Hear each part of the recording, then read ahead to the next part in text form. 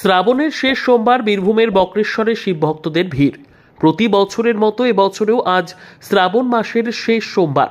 অন্যান্য স্থানের পাশাপাশি বীরভূমের বক্রেশ্বর এলাকাতেও শিবের মাথায় জল ঢালা ও একাধিক ধর্মীয় আচার অনুষ্ঠানকে ঘিরে শিব ভক্তদের মধ্যে উৎসাহ, উদ্দীপনা ও উচ্ছ্বাস ছিল চোখে পড়ার মতো।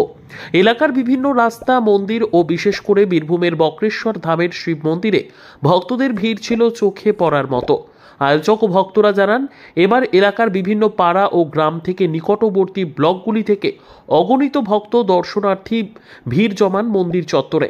মন্দিরের গেটের পাশে মন্দির কমিটি, ভক্ত ও আয়োজকদের তরফে উপস্থিত সকল ভক্তের জন্য প্রসাদের ব্যবস্থা করা হয়। সেই সাথে পানীয় জলের ব্যবস্থাও ছিল। অপ্রীতিকর ঘটনা এড়াতে থানার পুলিশি নজরদারি ও তৎপরতা ছিল যথেষ্ট। মহিলাদের উপচে পড়া ভিড় এবারেও লক্ষ্য করা গিয়েছে। আর গোটা শ্রাবণ মাস জুড়েই বীরভূমের বক্রেশ্বর ধাম হয়ে উঠেছিল বাবা ভোলানাথের দরবার, যেখানে পুরুষ মহিলা নির্বিশেষে বাবার মাথায় জল ঢালেন। বলুন, অভূতপূর্ব ভিড়।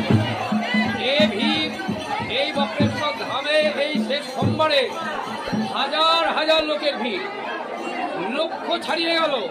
এখানে এত ভিড় বড় দিন এই বক্রেশ্বর ধামে অন্তত এই সোমবারগুলোতে হয়নি। যাই হোক, শান্তি শৃঙ্খলা বজায় রেখে সুন্দরভাবে বাবা বক্রেশ্বরের মাথায় জল ঢালুন এবং মন্দিরের ভেতরে দিলে করবেন না, জল ঢেলেই বেরিয়ে আসুন। পুলিশ প্রশাসন, সেবায়ত সংঘ সবাই সজাগ আছে। আপনারা আন্তরিকভাবে সহযোগিতা করুন এবং আজকের দিনটি যেন সুন্দরভাবে পার হয়ে যায় সেই সচেষ্ট থাকুন এবং আপনাদের সারা বছর ভালো কাটুক। হর হর মহাদেব। আপনার নাম? সন্দীপ চৌধুরী, সেবায়ত। নমস্কার, সবাই ভালো থাকুন।